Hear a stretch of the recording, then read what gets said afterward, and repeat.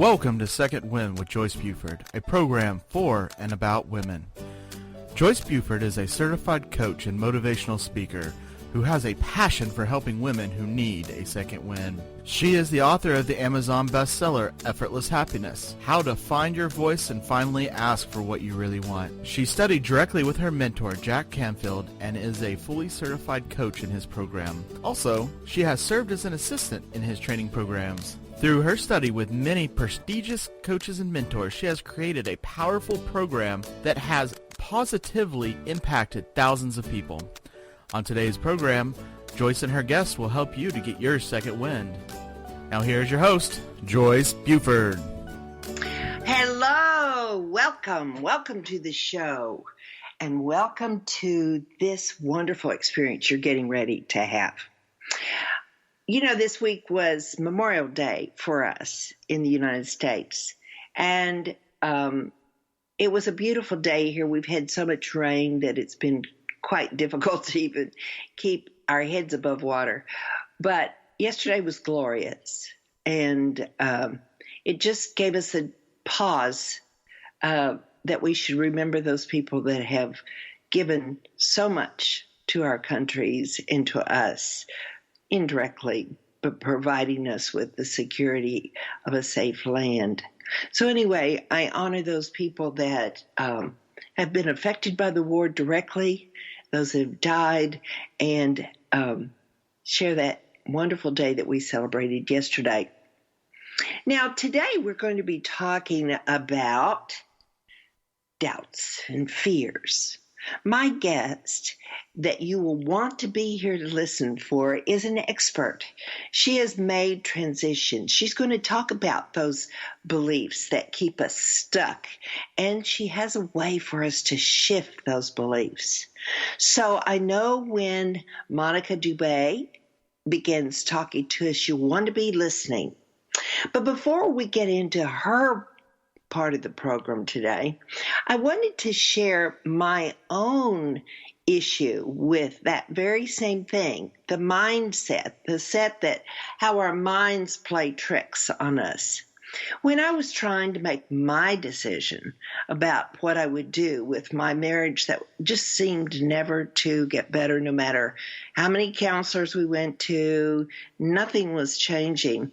I was so paralyzed by the thought of how I would be able to survive without this relationship, because I had not worked outside of the home.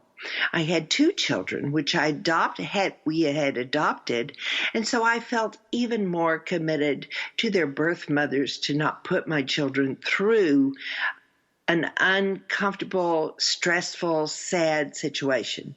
Was I better to leave, or was I better to stay in modeling for them a healthy relationship, which I was definitely not in? So there are all sorts of things that keep us stuck. Actually, I stayed in that relationship for 5 years, thinking every year, next year will be better. Next year, we'll talk more. He'll want to love me more. We'll go places again. And what had been a very vibrant relationship in the beginning had turned very stale, sad, and depressing. So during that time, during those 5 years, my physical appearance changed. My smiles were gone. My overall appearance in the community had changed. It was a very stressful time for me. Actually, the only thing that kind of kept me going was that I had volunteered with a project that I was very passionate about and had become a director of a children's museum. That was my glory in those days of transition. That gave me fulfillment to help me as I calmly made the decision that the best thing for me, the best thing for my children, was to get a divorce. So how we make those decisions sometimes takes time. But the thing I want you to hear me say today, that the answer is inside you. when you decide that it is a transition that you must go through. And then also, it happens in perfect timing. When you are ready, you will go, or you will stay and work on the marriage. So, without any more conversation from me, I want to share with you Monica Dubay. Now, Monica is a spiritual life coach. She is an energy healer and a founder of Heal Your Mind, Heal Your Life. Her mission is to help people change the world by changing their beliefs and embracing their true life purpose. She has been a teacher of A Course in Miracles since 1990, and after being completely healed of anxiety and depression through working with her thoughts, she began her journey.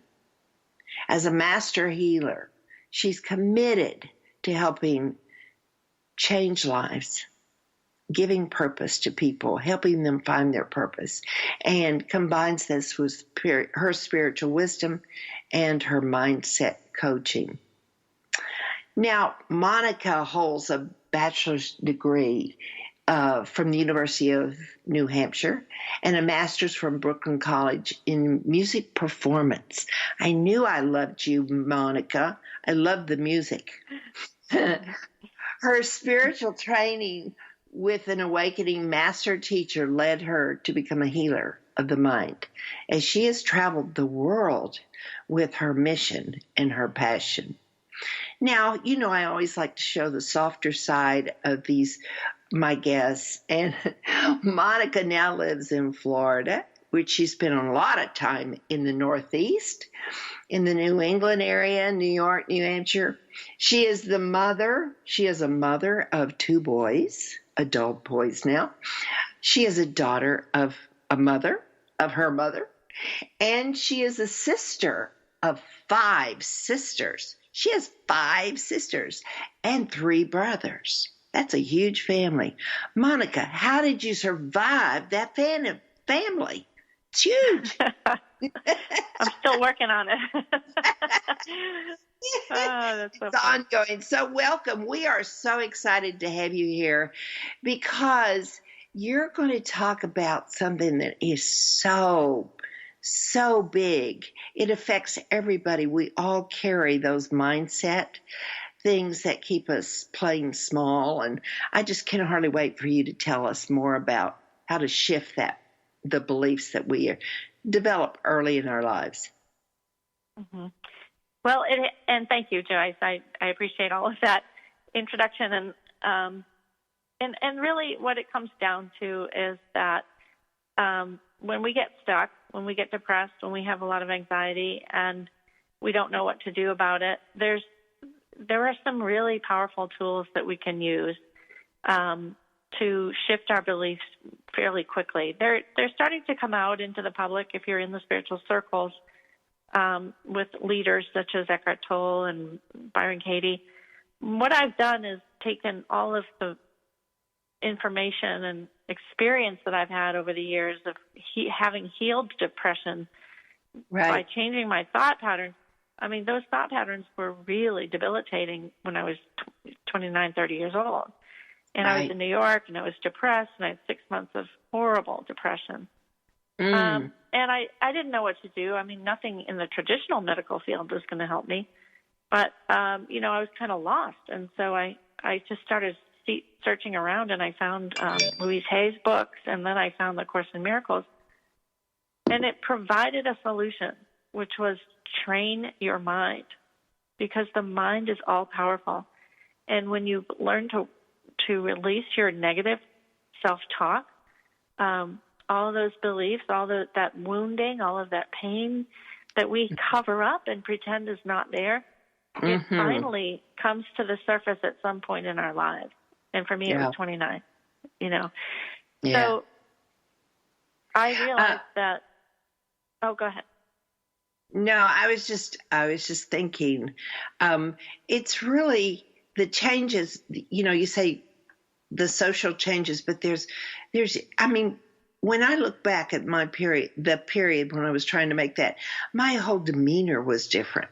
I mean, my face looked old, and my body reflected age, and I just couldn't believe that it had taken such a toll on me physically and mentally. Yes. Well, it does, because I was, I have to say, I was having trouble sleeping and eating, and I'd go to work and I was exhausted. And I was working a job I didn't care for. We're trying to fit into the corporate world, and I was a musician, so it was really hard for me to fit into corporate America.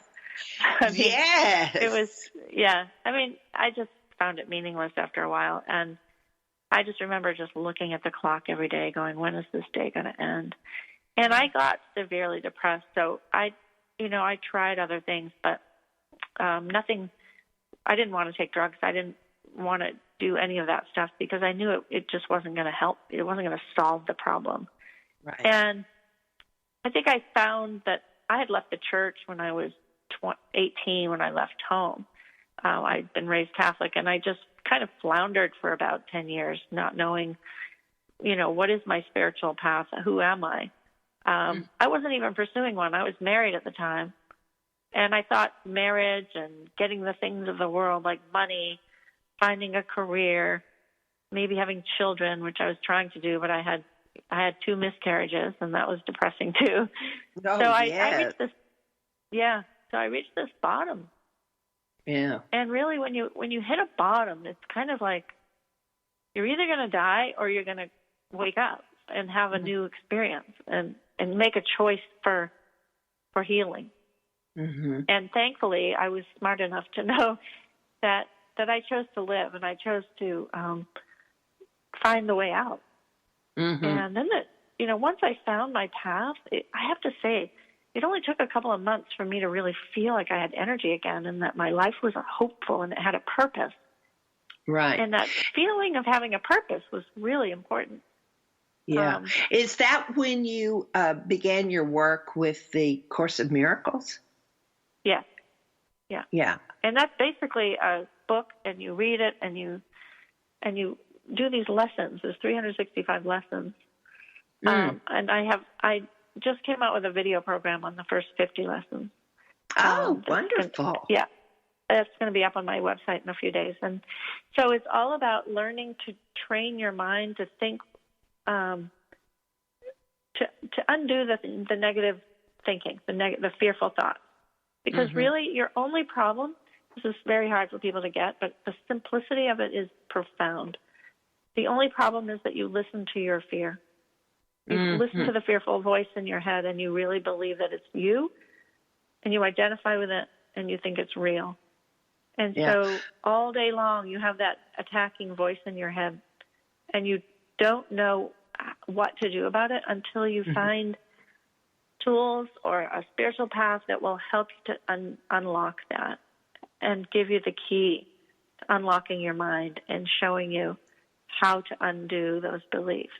Because it's you can't put it aside and you can't ignore them. Like those are the myths that I talk about, the 3 myths about negative self-talk, which I'll cover if you want. I can cover those. Well, I'm sitting here. I know we don't come with those beliefs, do we? Or are they developed as we live here in our early lives where do they come from? I believe a couple things. I believe that we've come to the earth to learn specific, go through specific challenges and have lessons and learn our lessons. But mostly we're learning to let go of fear. We're learning to let go of guilt, and we're learning to transform our minds from limited and small, painful way of thinking about ourselves to recognizing that none of that is true, that we are actually whole, we are complete, we are perfect beings.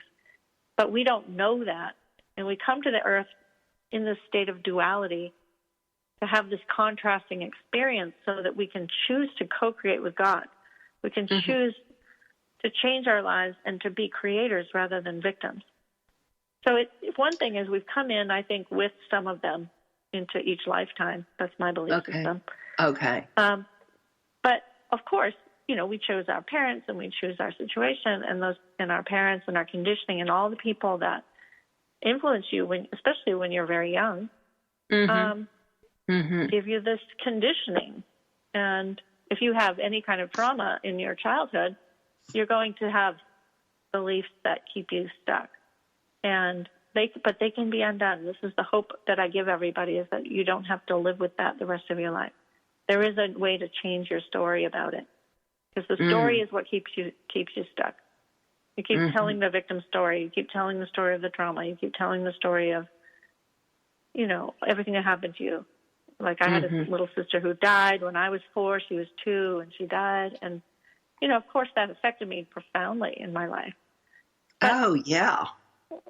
Right. So all these things happen. I had a huge family. I was the 7th child and 9 kids. And, all the turmoil that I went through. I mean, it was a loving family, but, there's a lot of brothers and sisters to have to deal with. And I'm so sensitive. I'm like a healer. So I came in with all this sensitivity, and it was rough. Yes. So, I think, and then you live your life and things happen, like you marry somebody who doesn't listen to you or doesn't pay attention to you or is ignoring you.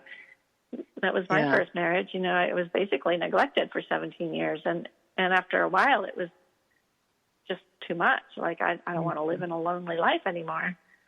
And that decision, the decision to heal, though, I think I have to really emphasize that we always have the choice to heal our minds. We don't have to stay in the pain. It's not necessary. And now that we're in this new paradigm, I call it the new earth paradigm, of learning how to be powerful creators, we really do have a responsibility to clean up our beliefs. Not only for ourselves, but for everyone, for the collective. So that's my belief. Yeah. So when that transition period, it's sort of, let's see, I'm reaching here for my question. I know for me that it was when I took action in a positive way, just the searching began, is when the healing started, and it was sort of like, and my healing was very different from yours, but still it was a positive thing. I started studying with Jack Canfield, which he was not so much in, but we talked about those beliefs that affect us. So did you start your healing before you left your marriage or after you left your marriage? Oh, yeah, I started it before I even had the kids. I mean, I was married. 26 when I got married, and I was 29 when I hit depression, and I was 31 when I had my first kid. Yeah, my first child was born when I was 31. And so I was really trying to be the good girl and stay home and take care of the kids and be a good wife. And I did. Right. I did it all. But my husband had, and a lot of us went through this, I think, back in the 90s, and maybe still are, that our husbands are really, really busy. And, of course, they're the provider. So there's no way that I could blame him for anything, but it was just like, I'm lonely. He's working till midnight every night in the music studio. He was a music producer. And over time, that just wears on you. Like, I'm alone every night with the kids. And I got really angry for years. I was really angry. And it was a deep anger that I didn't know what to do with. But I had the Course in Miracles at the time, and I was working with it and really going through a lot of my spiritual awakening during those years. I applied it to my mind all the time. And it doesn't, when you do the mind training, it doesn't mean you're not going to have bad experiences after that. It just means you have a tool to deal with it, so. Right. So it's, there's no quick fix in this. It's just a matter of how can I learn to think differently, right? And forgive myself for all that I'm thinking. Because truly the key to the whole thing is learning to forgive yourself for believing what you believe. And I believe really that's easy to so do. true. Yeah, I think that's so true. we almost feel guilty for for having some of the thoughts that we have. You have those running, and then you have the ones that absolutely scare you silly. And you're laying there going, oh, I can't move. I can't do anything. What am I going to do? So you're laying there with all of this stress going on. And for me, it was in the middle of the night. That was my time usually, when it was quiet. And then I wasn't sleeping either. So there's a whole group, whole civilization out there that doesn't get enough sleep anymore because they're worrying, they're living their doubts. Yeah. Letting their doubts become.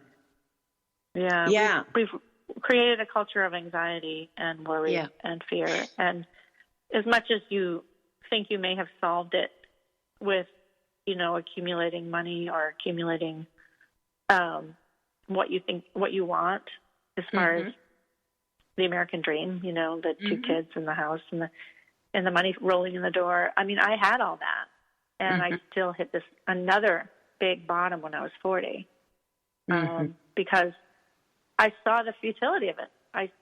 It just something dawned on me, like, you have everything you want, and look at you. You're still unhappy. And you're still not happy, girl. How can you still not be happy? Yeah, it was shocking. I was so pissed off. I was like, how could this be? I spent 10 years doing my process and everything, but then I realized I was still stuck. There was more for me in this life than I knew at that time. Right. And then I had a massive, massive spiritual awakening where I can hardly describe that, but it was like I was shown the reality of the universe, and that love is the only reality in an experiential 4-day experiment or experience where I left the world. I mean, I went into a different realm, and I came back out of that. Yeah, yep. And it was very powerful because afterwards I was just super happy, and I had nothing. I didn't think I was going to have to do anything more. I thought I was just going to be happy then. But then I found my life had to change again after that, because that's when I realized I needed to leave my husband. Was that on I know you did retreats and with the Course of Miracles. Was that on while you were on one of those retreats, or how did that happen? It was it was funny. Because at the time I was living in New Jersey, and I had been working for Marianne Williamson. I worked for her for about a year before she published her first book and went on Oprah. So she wasn't very well known then. But I worked for her that year, and I got to know some other people who were in these spiritual communities. And when I started to feel this huge pain about what am I supposed to do now? I have everything I want, but I still feel separate. And I didn't know where to go. I had no idea what to do or where to go. And this chanting started happening in my head. And I knew that the chanting it wasn't a Course in Miracles, but it was an Eastern teaching that was close by. Like I could drive up 2 hours and go to this ashram. And so I went there for about 10 days. And it was a really powerful experience because I was with this master, her name was Guru Mai, and I just sat in this big hall and everybody was chanting, and I was just sobbing. Like every morning I would just sob and sob and sob. And I was going through a deep release of my pain. And at the time, I was just in it. I had no idea what to make of it. But it was a turning point. It was a big turning point in my life. Powerful. Sounds very powerful. Sometimes I think it's really good for us to withdraw from the world of the pain so that we can actually start thinking about what's best for us. Find that perfect spot where you can go and just sit with yourself. It could be at a retreat, such as you went to an ashram, but could be just simply going to a quiet country place and thinking through, or talking with a friend or a coach or somebody that's kind of gone that path. Now, you mentioned that you have some way of doing a quick shift from these beliefs, a rapid shift beliefs. And I just got the notice that we have 3 minutes until break. So maybe we want to wait until after break. I don't want to interrupt that process. Yeah. But it's simple, but I don't know if I can do it in 3 minutes. And I know everybody out there wants to hear this because every one of us have a belief that we could easily use this tool to help us shift it. Talk about just a few minutes about the stuck. Why do we get so paralyzed? Which is what I call getting stuck. I mean, we can't really move. Well, we get stuck because we don't have the solution. We don't know where to turn. We don't know. It's like we've lived this way our whole lives. And a lot of us end up in counseling or psychotherapy, which I don't knock it, but I don't believe it actually does the trick as quickly as working with your thoughts on an experiential basis. Now, because I don't think talking about your past is the solution. I believe it's good to look at it, but I know from firsthand experience that the only way out of it is not to analyze it, but to do a process of release. And there are several of them out there right now, but what I've done is I've distilled like the best of what I've learned over the years. And, you've got to do something to change your thought patterns. And, you can't get rid of your mind. So people have these myths that you can, we can just get rid of it. And, I'll just pretend it's not there. Well, you can't do that, because they're still there. And it's too powerful. Your mind is all powerful. It gives you every experience that you have. So, and it also doesn't work. I think it's very interesting, and I've become a little more familiar with the subconscious and the conscious mind, and how the subconscious is really the big guy that you want to work on, and that's where our beliefs are, correct? Well, they're both conscious and unconscious. So the subconscious is, So a lot of what we... Okay, I've got to break you here, Monica, so that we can go to break. And when we come back, Monica will further describe the subconscious and the conscious mind and how they work together or against each other. And then she will give us the rapid shift for our beliefs. So you be back here.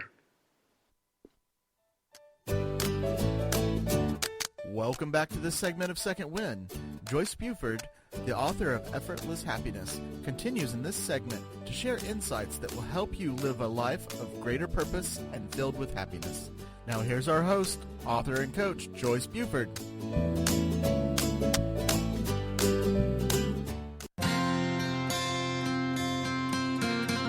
Would you like to know how to bring more ease to all the decisions you need to make in life? Knowing your core values is the first step in Joyce's free live masterclass. You'll discover your top 5 core values in as little as 45 minutes. Join her now at freegiftfromjoyce.com.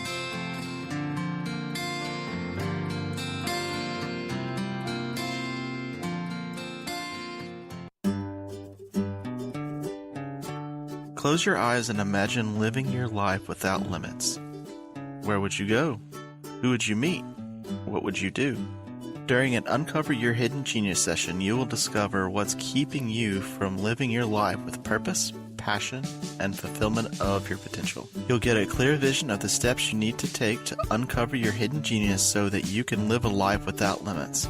Sessions can be done over the phone, Skype, or in person.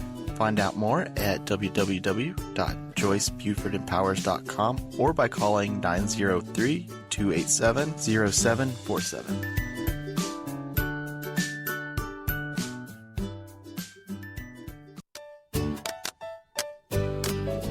Transformational coach, motivational speaker, and author Joyce Buford returns after this short break. Now, we are speaking today with Monica Dubay, and Monica has shared with us some absolutely amazing things about the mindset. We don't have to live with the negative mindset. We can change it. So, Monica, before break, we were talking about the conscious and the subconscious. I was thinking the subconscious ran the show, but you said no. They're partners. Yeah, right, because a lot of what we are aware of, some of this negative thinking, obviously, because we hear it in our head all the time. Yes, so that's conscious. True. What's subconscious is you're not aware of where it comes from. So you have a thought like, I'm unworthy, something very broad like that, which everyone has. But we don't know where that came from. Like, where did that stem from? So what's buried is the cause of it, where it came from, what memory you might be carrying from childhood where people said that to you, someone said that to you. Or for me, I was Catholic, and we stated it every Sunday in church. So it's like, I'm unworthy to receive, really. So that became something that's ingrained in me. And it's taken a lot for me to undo that. But I think a lot of what we're not aware of, we've had to bury a lot of it because it's too painful to look at. Until we've got a tool to do that, it wouldn't serve us to look at what's in the subconscious. You know, I mean, we can get to some of it, but I really don't think it's a wise thing. If you don't have someone who's skilled in helping you, I wouldn't suggest you try to delve into the subconscious by yourself, because there's a lot of memories and trauma and all this negative programming that began, who knows, maybe lifetimes ago. Yeah. But we have the power to do it. Yeah, I have done an exercise that I thought I was feeding from the subconscious, and that is something called Write and Burn, where you actually just sit down and write about feelings and how that makes you feel, and you get it all out on paper. Does that not come from the subconscious when you're writing like that? I think it can. It can. If you're very intuitive and you can listen deep within you, and you ask yourself, and I wanted to actually get into that about your feelings. And good. How when you pay attention to your feelings, this is what you have to do. This is what took me years, why I didn't come out of this completely for years, because I didn't think my feelings mattered.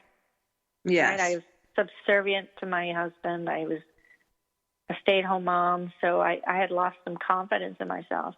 But and I stopped paying attention to my feelings, because over time you just stop paying attention to it if you're not getting a result from expressing. Well, it hurts when you pay attention to your feelings. Yeah. That's true too. But I mean, you're stuck with them no matter what. So it's good to start to become more conscious. And people that aren't conscious, they just live in those fears and those experiences of negativity. That's their world. And that's tragic. We have tools now to help us transform our lives, so in our minds. So the first thing I would say is to pay attention to your thoughts. And yes, journaling and writing. I've journaled my entire life. Writing things down so I know, so you get a feel for where you feel stuck. And a lot of the time, honoring your feelings and becoming aware of the power to choose what you want to believe is really critical. Yeah. You can believe what you want to believe. You do not have to believe the thoughts in your mind. And in fact, I advise you not to believe those thoughts, because they cause you too much pain. But the second thing I would say, so you do need to write them down, and writing them down brings them to the surface. And you get to, there it is, black and white. I can look at it and go, I really believe I'm unworthy. Okay, now what? Well, the second step would be to have some compassion for yourself, that you've carried this belief for a long time, and maybe it stemmed from someone mistreating you. And that might come up when you start to write it down. The memory might come up. And I want you to recognize that. Don't judge yourself for feeling these things, because these feelings and these thoughts have been with you forever. If you judge yourself for believing what you've believed, then you're stuck with it. You're even more stuck. Yeah. So Monica, I had to share this because I was so surprised by the event that while I was writing, I I was really revisiting with that little girl, Joyce, and even my words changed. Yeah. I used Sure. vocabulary that was a younger vocabulary.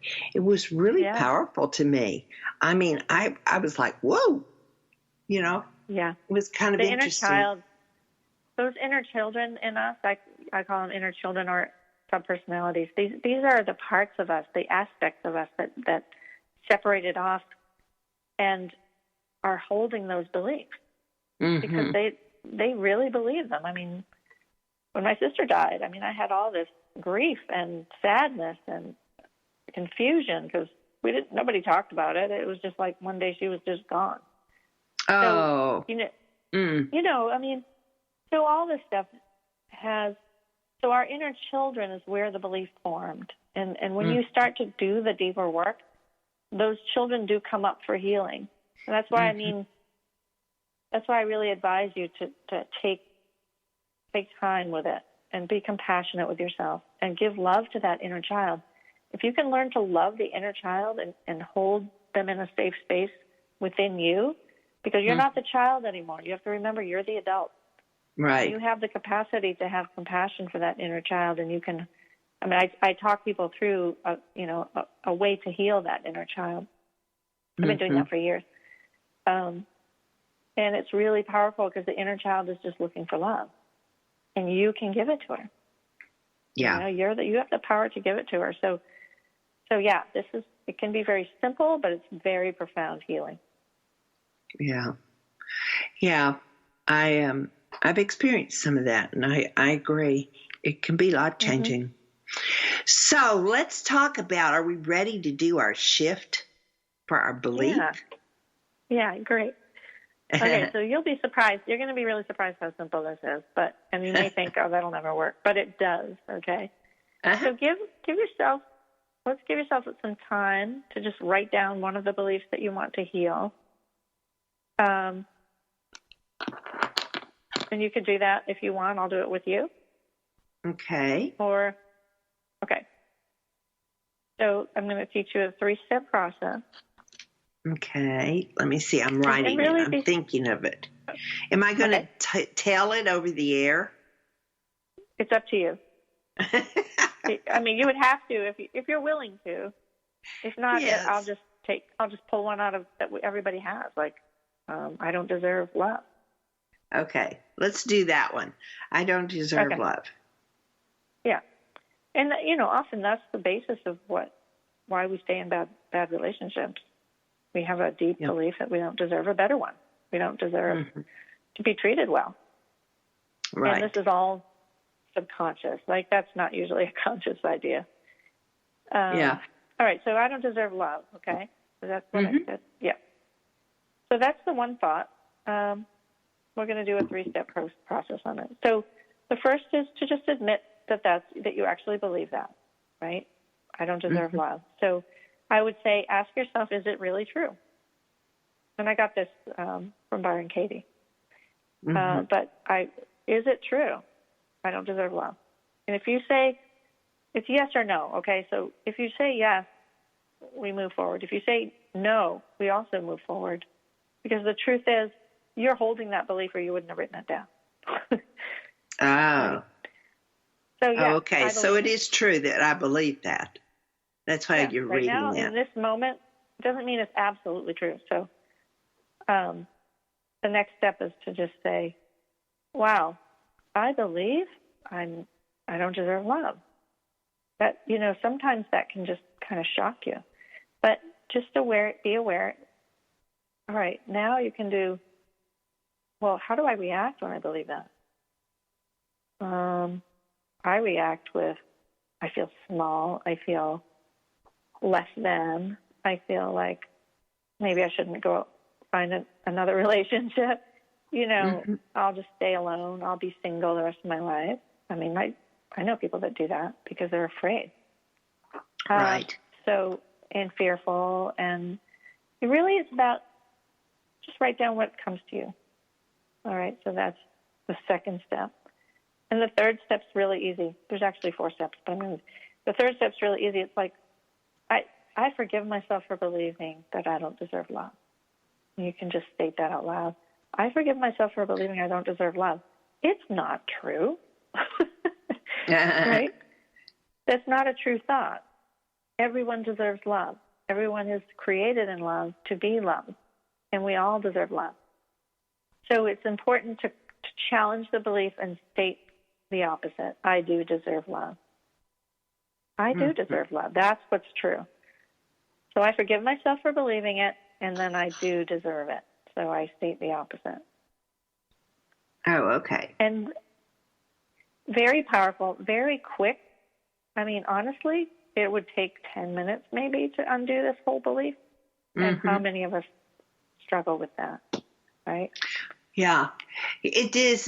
Once you do this process, is it possible that it comes back, or if it should come back, would you just simply repeat it again? Well, some of them are really tricky and they have layers to them. You know, I mean, I believe that if you get support with someone, especially if you do it with someone, it's more powerful. Yes. Because sometimes you don't trust that you can actually do this for yourself. And That's if you don't true. trust that it's going to work, then it's probably not going to work. But Yeah. if you believe that it could work, but you need to practice it and you need to get some instruction with it. Because Yeah. often we really can't heal ourselves. I mean, we'd like to believe that we can, but there are lots of little blind spots in your consciousness and subconscious too that, you know, I take people really deep into their subconscious because I want to get at the root cause of their problem. And the reason I do that is I have a gift for it, like it's my spiritual gift. I know what's going on the minute they start talking and they start going blah, blah, blah, blah, blah. This is what I'm experiencing. I'll go, okay. So I would write down a couple of beliefs and I go, okay, stop. This is what I'm hearing. Do you want to work on that belief? And the next thing you know, it's like, yep, okay. So you have to have permission to do this deep work with people. You have to have a total respect that they have the choice to hang on to that belief if they really think it's serving them. But the process gets you to see that none of these beliefs really serve you. Sometimes, that's one of the myths that you think, oh, I'm safer if I hang on to being stuck. But you're not safe when you're stuck. I mean, safety is not stuck. Safety is joy. It's love. It's expressing. So they call it a comfort zone, but it's not comfortable when you're stuck. No. That's one of the myths that I don't believe in those. That's a myth. You know, if I'm stuck, I am not comfortable and I need help. Now, is this the feeling of I don't deserve to be loved? Would that be a learned experience? I keep getting it kind of confused with coming in with the belief that I'm not. Because as a child, I think you come in so innocently. And so I'm kind of questioning that maybe the environment that we came into, that yes, we may have chosen, but the environment we came into, we really had expectation or no expectation, or what would have caused us to choose the families we come into. I know it's for the lessons learned, but I keep thinking if we had lessons to learn, would the lesson be that I'm not lovable? Would a baby come in with that feeling? And I guess nobody knows that, right? I don't think that I can really answer that. I don't think anybody could answer that. It's what do you believe? Like, you have a choice to believe. I choose to believe that I've come here to awaken. Yes. And in order to awaken, I've chosen the situation and the people and the relationships, and I believe that we have contracts and soul contracts with our relationships, and that those relationships are the way they are to teach us these lessons. Otherwise, I'm the victim of circumstance, and I don't believe that. I believe we're all creators. So, it's kind of a stretch to believe that as a baby, but when you're a baby, you're not just a baby. You're still a soul. Yeah. You know, you're still a very bright light being. Right. And you've incarnated, so now you have this little body, you know, and and you're helpless for a while, and then you learn to walk and talk and grow up, and your parents influence you, and your conditioning it completely influences you and what you believe. Absolutely. But when you become an adult, then you have choice. This is a place of free choice. We have a choice to believe what we choose to. Yes. I mean, there's so many experiences and examples of people that had horrific childhoods, and they grow up and they become powerful teachers. Yeah, you hear amazing stories of people of how they've really suffered a lot as children and just turned it around. Became really strong teachers. They chose to grow through it and release it and challenge what they were taught. Wayne Dyer is one of the founders of Transformation, and he was in foster homes his whole childhood. Yes. His power, though, was in recognizing he didn't have to let that affect him the rest of his life. And he didn't. And he became one of our most powerful teachers because he was so excited to help people, And I think that's part of it, too, is that's how I feel. Like my life is now meaningless unless I can help other people and create, the retreats and the programs that I do with people, because it's not enough for me to have found the solution. I need to give this solution away. Right. And then I'm fulfilling my purpose. Yeah. Right. And we all have to find that thing, that key, like what's going to make us feel alive and joyful. Like when I found Course in Miracles, it was like the light went off in my head. Like, oh my God, this is it! Yay! And truly, within 2 or 3 months, I was elated, and I had been severely depressed. So it was like, here's your thing. You're going to do this, and it brought me back to my religion. It brought me back to spirituality and to Christianity, because it's written in Christian language, and it turned my life around so totally within such a short period of time. It was like, wow. Yeah. That's so awesome. Now, I know because you are a very generous person, you are an awesome coach, and you work with many, many people, that you are giving my listeners today the opportunity to take advantage of some of your generosity. And so tell us about what you're offering to my listeners. Okay, so on the website, healyourmind.com or monicadubé.com, either one. It's going to take you to the same site. And so my free gift is a way to start to become a creator in your life. And it teaches you, there's 7 videos and a workbook and a guided meditation. And those 3, it's like a bundle. So this program teaches you how to change one thing in your life in 10 steps. It says 10 steps to create your life. And the 7 videos give you all the instructions for how to do it. But the reason I like it is that it just opens the door for you to see, oh, I have the power to change my life. I can choose to, lose 10 pounds or find a new house or find a relationship or whatever it is that you truly want to change about your life. You can do it within these 10 steps, and it's all free. Yeah.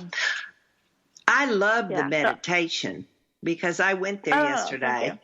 We have a little talk. I have a little talk with my guest, and so she told me about this, and I went to her website, and I loved the meditation. It was so powerful. Oh, good. Yeah. Yeah, so that was an audio that I did years ago when I first started my business, because I realized the main thing I wanted to help people with was to shift out of I can't, who am I to do this, I'm not something enough, big, smart, powerful enough, whatever those sabotaging beliefs are. Yes. We cleared 11 of those beliefs in 15 minutes in that audio. Yeah. Right. And then I have the full class on my website.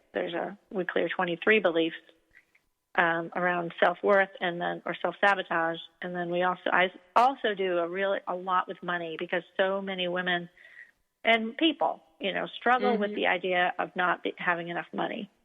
Yes. So our money beliefs that's a big part of my program too, because I struggled with it for so long.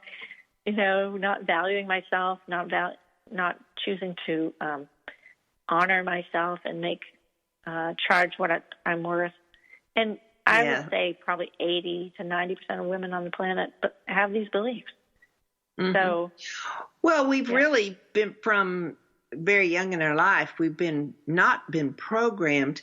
A man and a woman are definitely programmed differently in how they interact with money. It's true. I think that's changing with, the millennials coming in. There's many more people working outside the home and creating jobs and so forth. But for my generation, I know that was true. We just didn't have the, go out and build this fund or just how to function in the business, in the money world. So I think that's why so many of the 50 above women who find themselves going through transitions in life, divorce or widowhood, are totally lost when it comes to money management. Totally. So right. It's a scary subject for a lot of women. It was for me too, because I grew up with 9 siblings, and we never had much money. So I didn't get good money beliefs from my parents.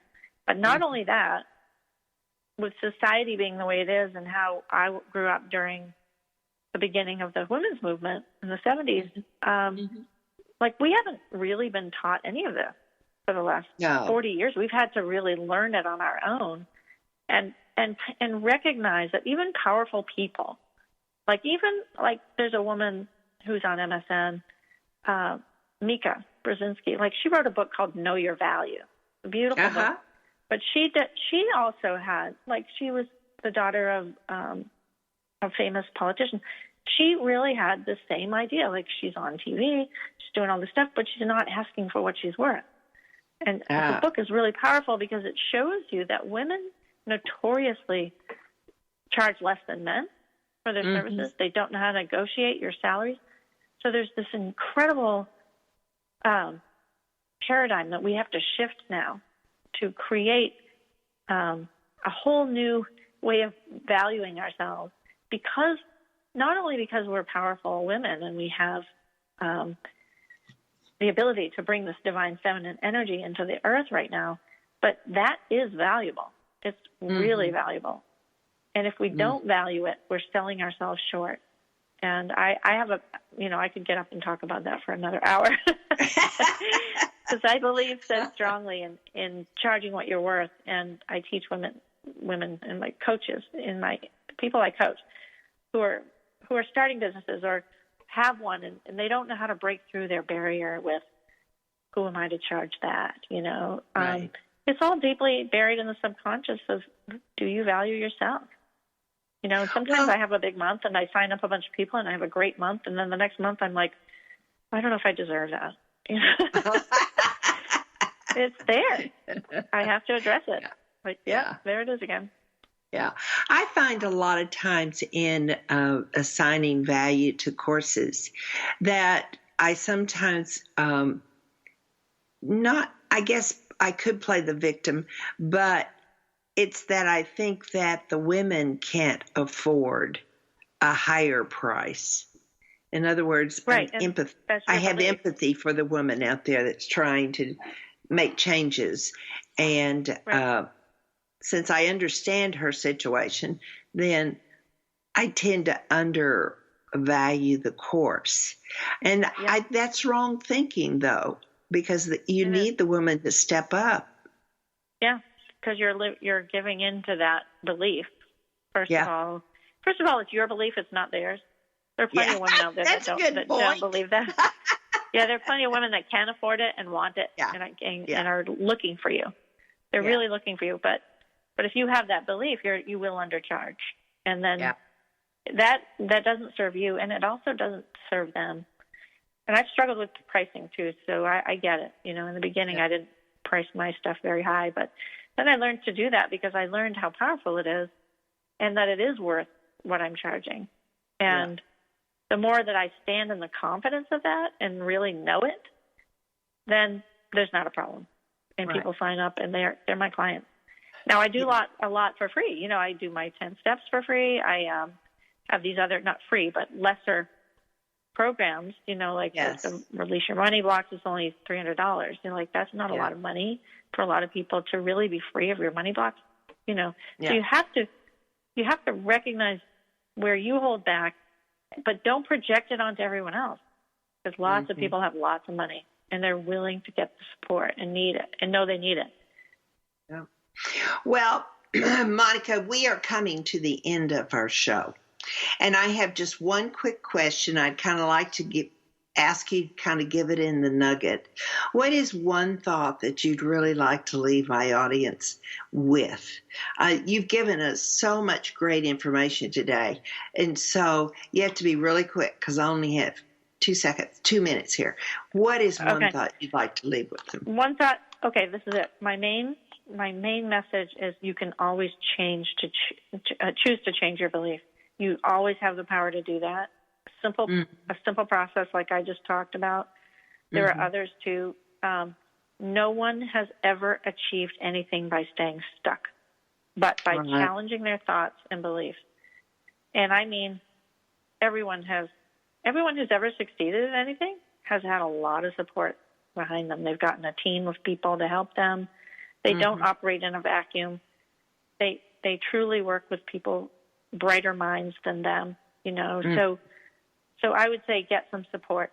You know, you can always challenge your thoughts and beliefs. And if you need help, reach out and get the help. You know, I didn't start my business till I found my coach. So, well, you have to have think the coaching. Yeah, I have to say goodbye now, and I just hate doing that, but I do know that you're going to guest with us again, and you have other great information. So until you and I talk again, I'm going to share with my listeners that I will be back here next week with another show with promising good information, just as you have received today. I want you to go out and make a great day because you are the one that happiness depends on, and you can make it happen. Thank you for being here. Joyce Buford returns next week at the same time for another edition of Second Wind. Through the Joyce Buford Empowerment System, women are receiving the support they need through their transitions and are able to reclaim their true purpose with confidence. They receive the tools they need to map out new lives. You can find out more about her coaching services at joycebufordempowers.com.